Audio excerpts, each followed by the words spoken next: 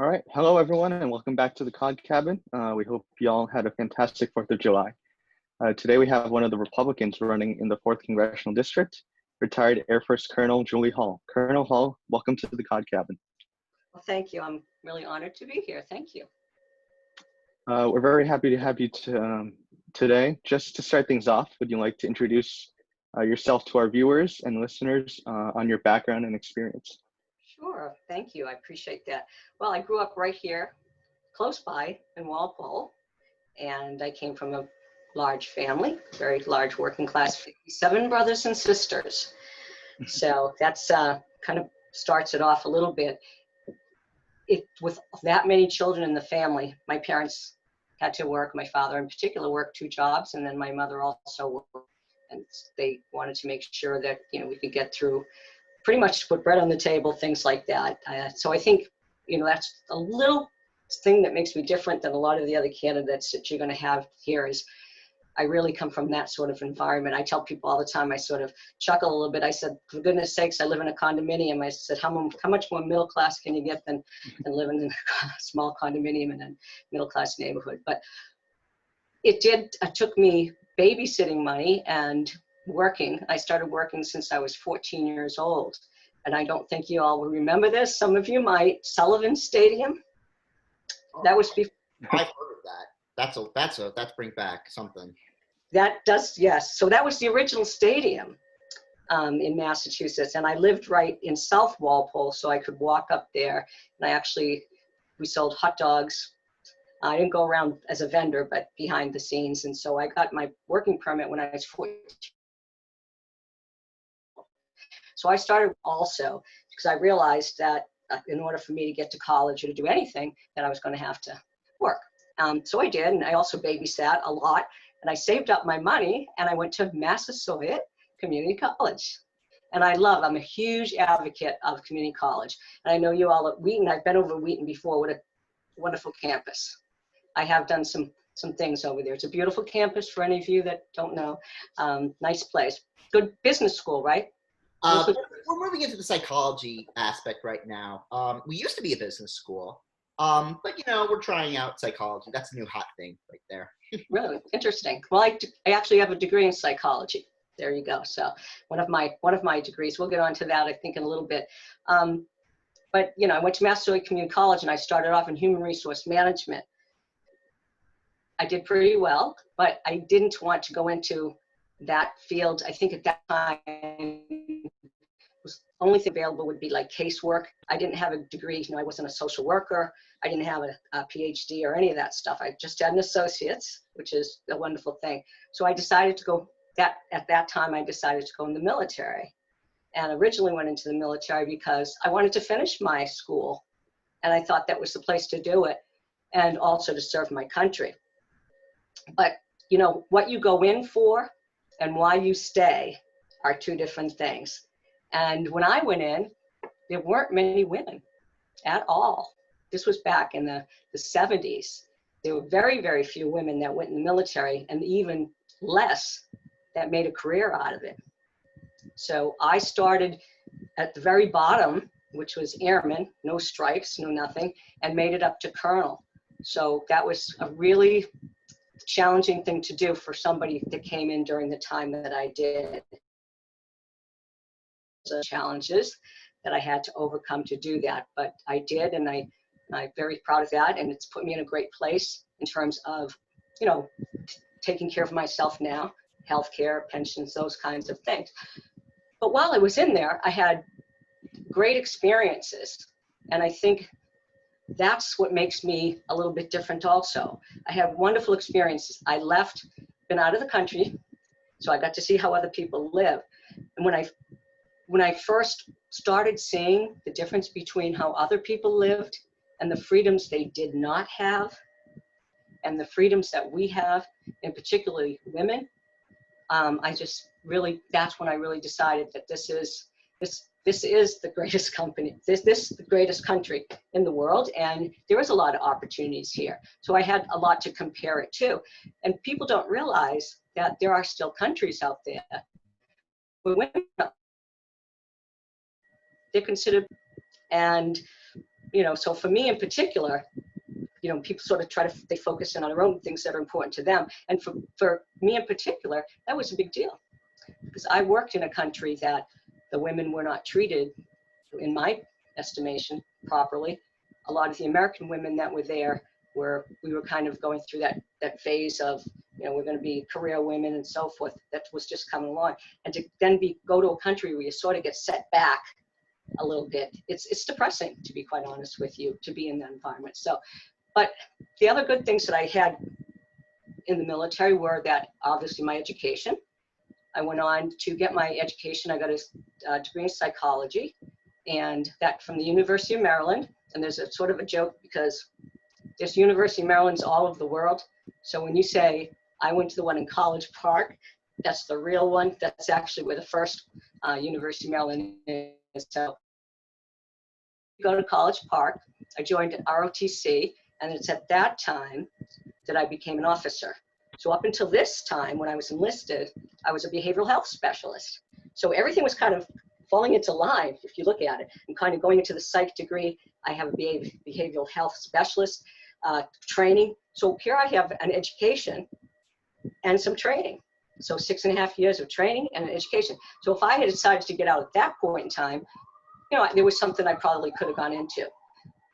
But I did stay in, became an officer, and became a hospital administrator, which is just a wonderful thing, especially with what we're going through right now with the healthcare system and talking about socialized medicine or taxpayer medicine. You can call it what you want. But I worked in one of the largest, fully taxpayer funded healthcare systems, and I can tell you, it doesn't work. We could not control our costs even with that. And we were able to control the largest part of it, which was the salaries. That is the largest part of any budget, is the salaries. Because of our rank system, we were able to control that because you got paid by your rank, not by, if you were a neurosurgeon or a plastic surgeon. So for civilians, yes, those different specialties get paid large different amounts of money. That doesn't happen in the military. And even with that, our costs still went up because every other thing that gets thrown into what becomes a healthcare visit, you would have to control every aspect of it. Pharmaceuticals, Band-Aids, the air conditioning, everything, water. You would have to control all of that, and you just can't. So you have to look for other ways to, get things. In fact, almost, if you would be paying your entire amount of money that we paid, if it was taxpayers funded, would all go to healthcare and probably nothing else because that's how expensive it can get. So what you do is you try to work the market forces, and that's how the market forces work together. And I could go into a whole, more than you probably want to hear, because that's what I did for a living. So for 30 years, that's what I did. I even published an article on resource allocation of healthcare. So I really understand line by line, if you would, what goes into making that what it is. And it's very complicated. So when people say, oh, it's easy, it's not easy. It's not an easy fix. It is going to take a lot of doings because there's so many things that are connected to each other. So I did that. I was able to go back to college while I was in the military and I got double masters. Actually, I got the first double master's program at Washington University School of Medicine in St. Louis. So I did go there. From there, I went back to my another base. And what you do is they send you to school.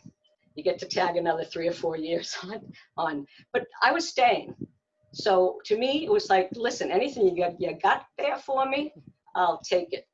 And by doing that, I really got to benefit a lot from the military. I also got an internship after that at Johns Hopkins, which was unbelievable for me to be able to do that. And all the time I was in the military and all the time gaining more experience. So I did spend a lot of time in Washington, D.C. I have already done reports that were there for congressional, for my bosses in particular, who had to go to Congress and explain why our healthcare bills keep going up. So I was there to talk about those kinds of things. I prepared information for that. There were a few things that a base I had been at that they were trying to do some kind of a joint civilian military thing, and it was the first time it had been done, and I had just left from that base. So, you know, I worked with our Secretary of Health Affairs, who was one of the, you know, people that would give testimony to Congress.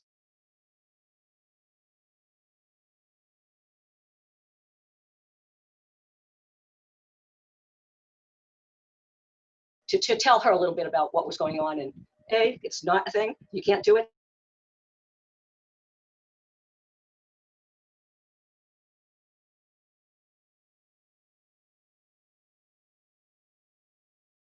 Not legal, or it's not, there's, you know, discussions that go on and things. And it ended up being a really good thing for healthcare in that area. It was a very small town and they really did need to partner up. There was no reason why they shouldn't have worked together. So anyways, I did a lot of things. I worked in Aerovac for a while, which is probably, you know, the MASH units when the helicopters come in and they're picking people up. But we had a big network system of C9s. And those C9s would fly with big red crosses on them. And we went all over the United States picking up patients. That was pretty exciting. The good thing that I was in there during a time where we just started getting into, I don't want to say support. So support of wartime things or skirmishes and things. There was a lot of things going on in the world that what would happen is they would calculate, and it's very interesting the way they do it. They actually calculate when they go into a jump, for instance, you got 60, 70 guys jumping or gals jumping out of a, you know, a C-130. They can actually say by the how low they're jumping, they can calculate how many people they think are going to break a leg, and so being a medical person, whenever we sent somebody in to do that, we had to have a medical aircraft right behind it. And so it was, again, I learned that a lot of these things like wars and skirmishes and foreign policies are things that sometimes are well thought out before the average person even knows what's going on. And, you know, we sit there and we say, oh my gosh, if something just broke out over, in Saudi or something. Whereas, being in the military, we sort of knew, that it was coming. I'm gonna jump in real quick. Just first question off the bat. One of your only opponent, David Rosa, said earlier this week during an interview that her professional experience referring to you is very myopic. It's a little bit like staring down a very small tube and thinking you see the world and you don't. I was wondering if you had any response to those comments. Oh, those are pretty big words. I think, David is, and I don't know him well. I have to tell you, I don't know him well. So I can't really say anything bad about him or any of that. The only thing I do know about him is that he has run for this seat and other seats over and over and over again. Someone who's sort of a perpetual runner, I guess, or perennial, somebody said perennial runner, that he goes and he runs for offices. He just ran for 2 offices in his own town and lost them both. So, I mean, I really kind of don't, like I said, I don't know much about him. I don't want to make a comment about him. I can only look at what I'm doing. I'm not sure what he is indicating by that. So. Yeah. Some rare civility from a politician. All right, I'll give it to Adam for the next question. Yeah. I mean, yeah, really, he's probably a nice guy, You can get coffee with him. Anyways, so one thing I am curious about, and I think that sets you apart from many other Republicans running in the Northeast, is your climate policy. I looked at your website, and it's very much in vein with Governor Baker's climate policy, an importance on the solarized Mass project, pushing away from coal. Coal's not really big here in New England. It used to be, but not anymore.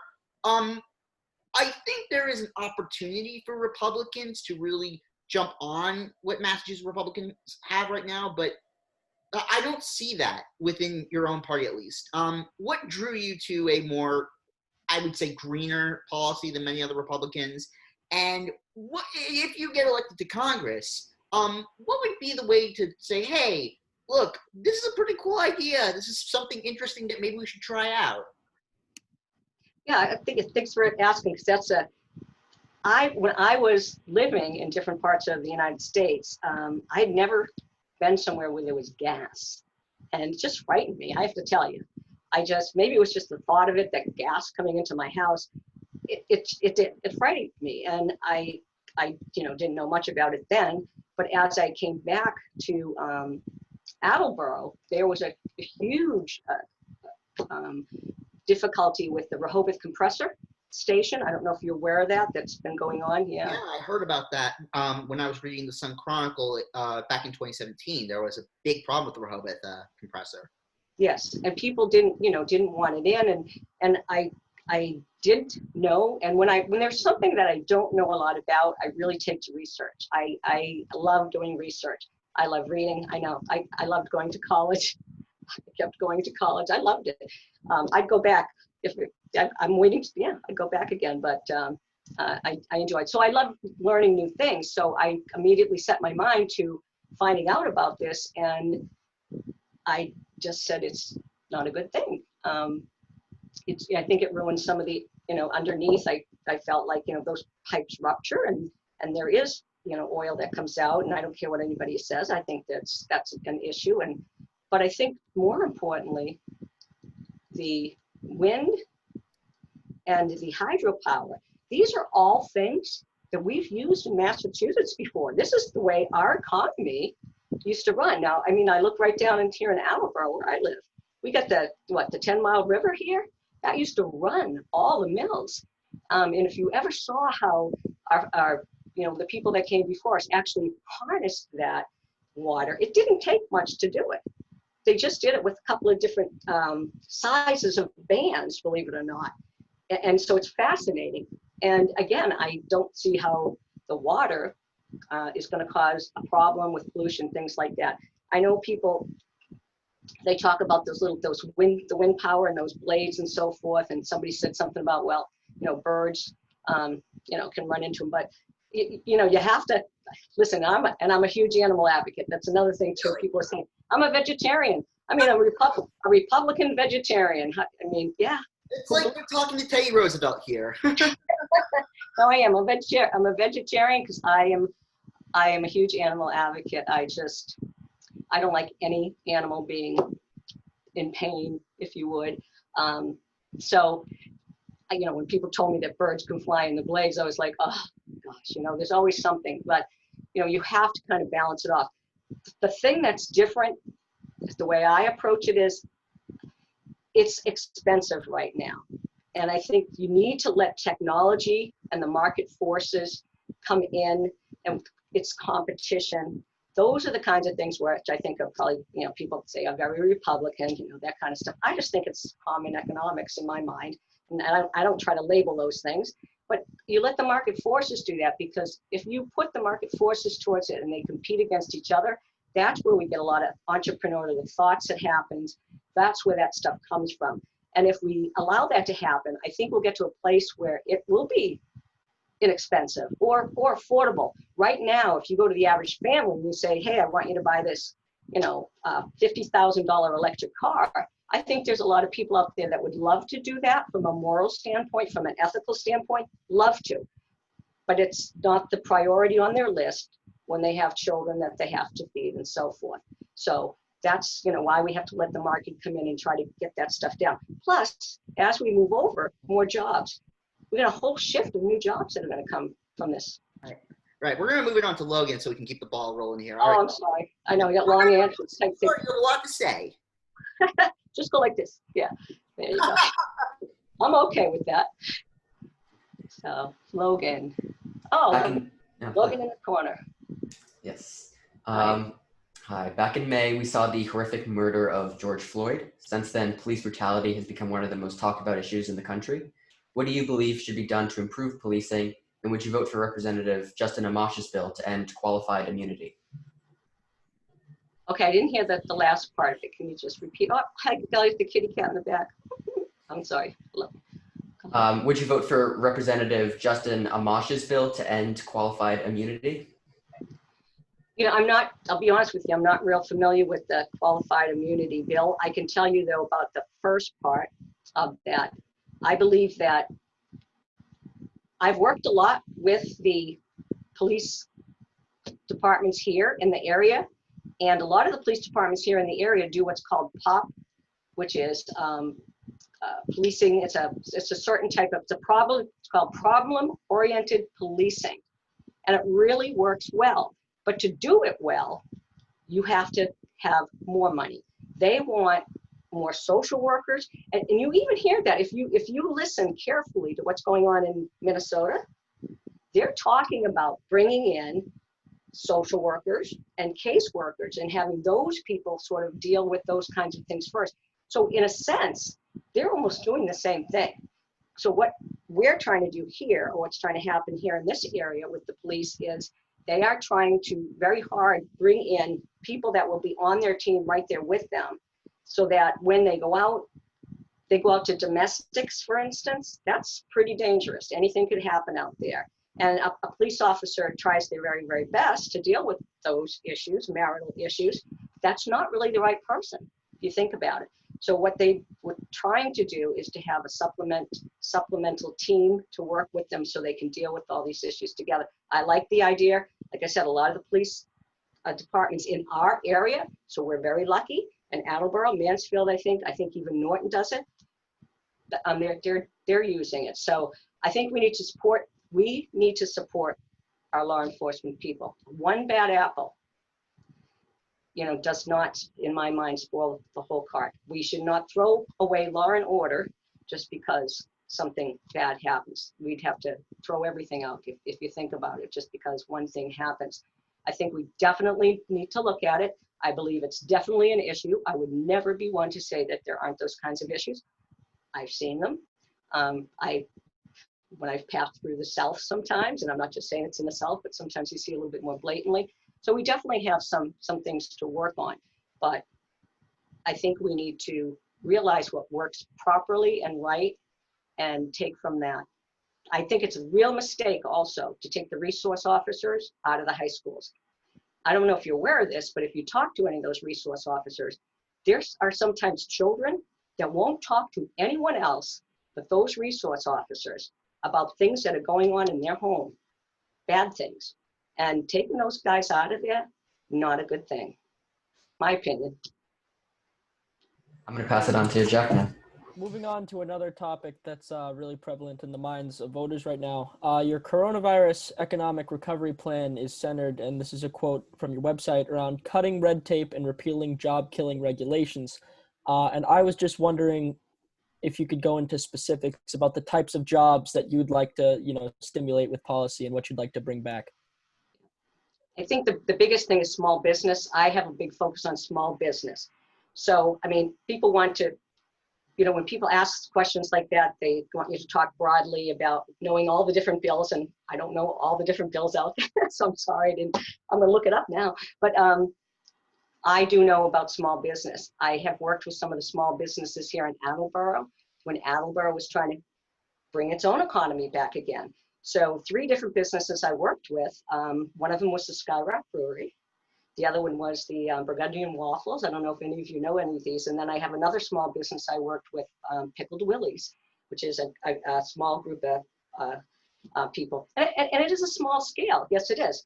But I learned what some of the difficulties were with those people. So cutting red tape, for instance, with the truck vendor. The truck vendor has to get a license in every town and city that they want to take that truck. And now, if you're a small business owner, you don't have the money or the time to go, to every town and get a permit and go through public health and all that. So those are the kinds of things. Now, do I say that they shouldn't have to get checked? No, but I might make it regional. You have a regional office, and when you get a license, you get to go regionally. So things of that sort. That's what I mean by cutting red tape. I did talk to a few business owners, and I asked them, what would make it easier for them, and that's what they said is, getting rid of some of these regulations that we have to go through. Waiting. They always say waiting to get their certificates, waiting to get their public health licenses from the state or I know with Skyrock, we waited forever for them to get their alcohol from me, like alcohol and firearms or something in some place you never even, think that would come from. But it took a long time, and they're waiting, and they're paying rent, and they can't go to work. So it's things like that we have to look at and try to make it easier. So I would like to do, one of the other things that they have in the state of Massachusetts is what they call community development block grants. I love the idea of that. And every year we get money that comes down from the state here, and in particular, I was on the city council, so I knew about this and I just loved it. And each business, small business, would put in a business plan to the city and, try to get some of the money. I think something very similar to that from a federal level could be worked out and try to get some of our small businesses that are trying to get back on their feet. Some of them are gone, and that's devastating. They'll never come back again, and that's unfortunate. But we've got to do something very, very quickly to those people that are just sort of holding on right now. So if I was there, that would be one of the first things I would do. People like to work. People feel good when they work. And, we have an obligation to try to keep an economy that allows them to do that. All right, going to our second round of questions. This is a topic that might not be something everyone wants to talk about, but it's going to be top of mind. President Trump. The governor is one of the most vocal critics of the president in the party, and he says he didn't vote for the president in 2016, and he probably won't vote for him this November. I know we have secret ballots in this country, so feel free to not answer this question, but did you vote for the president last time? Will you vote for him this time? And what grade would you give his presidency?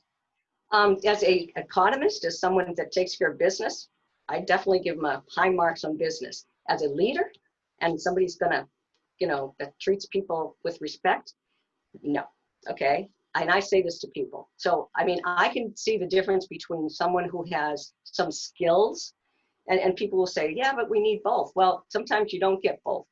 I would like to have both. From other presidents, I felt that they were nice people, but they had no business savvy. So to me, I kind of look at what a person brings to the table. I know there's people out there that think, how could you support a person that talks like that? He's a businessman.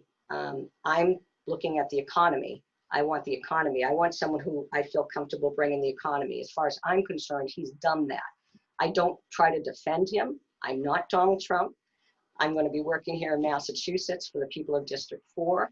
I can only tell you what I'm going to do. I have no idea, or does anybody that I know of, what Donald Trump is in his mind and what he's going to think next. So I would not speculate on that at all. I'm a Republican because, and I tell people this, because I am a fiscal conservative. And I think that's come across pretty clear. I'm a fiscal conservative. It's the way I like to look at money. When I was a high school administrator, I felt that this was taxpayers' money and that it was my responsibility to make sure your money was spent properly. You were not there watching me spend it, but yet I still felt obligated to do that. Now, and I'm not patting myself on the back, but I'm just saying if all of our elected officials felt that same way, that they are really, no kidding, accountable to the American people, we may not have some of the problems that we have in some of our programs. So I felt very, very good about that. That's why I'm, a fiscal conservative. I'm also, I'll answer this one right here because you probably saw this Second Amendment.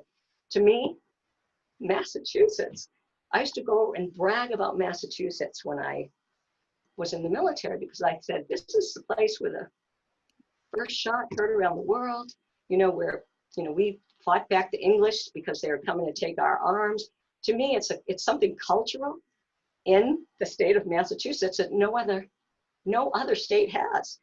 So I'm very much an advocate to the Second Amendment. And so that, that's another thing. And so there's two checks on the Republican side. But if you look at some of my other policies and some of the ways I feel, my goodness, like I said, I'm a huge animal advocate. I, believe in the hydropower and water power. I look at those kinds of things. And there's probably some other things that, are very progressive that people would consider very progressive. Something in particular, because I was in the military, I met people of all colors, of all races, of all sexual orientations, and we all work together. So I don't have a lot of hang-ups like a lot of people have about that. We all work together, and we worked as a team. We had a goal, and we did things together.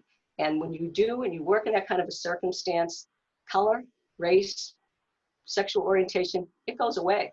You have to depend on that person next to you. Sometimes you have to depend on that person for your life. That's a big change. That will make you trust that person pretty quick and put some of those crazy ideas out of your head. So I feel very, very blessed that I had that opportunity. I also was a commander twice. I feel very blessed that I got to lead people of that diverse of a mix.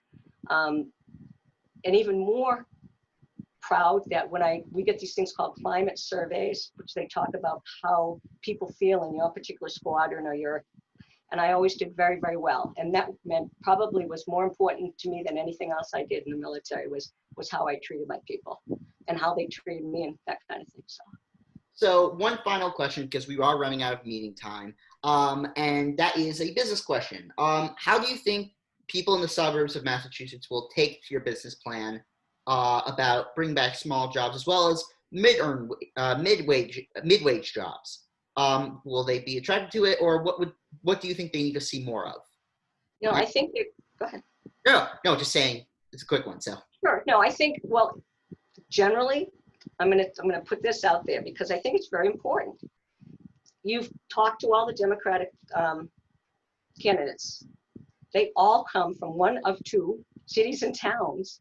And I don't know, I wish I could hold up the map. I have it right here. But if you see our district, Newton and Wellesley and Brookline are way up north. There's 34 cities and towns in this district. You take away those three, right? There's still, I gotta do math, right? There's still 31 that are not represented. I'm the only one down this area. So in my opinion, this is an area, or this particular working class people, professional people, that are out there doing contractors, dentists, doctors, those kinds of things.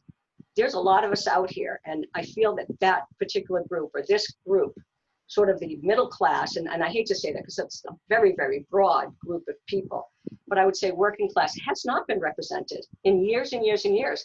I'm reading another report right now that actually says that about the Congress, about the U.S. representative seat in particular, not being represented or not representing the working class, and has not for years, just because we're perpetuating this group of people that live up in that area that have a whole lot of money. I will never have that much money.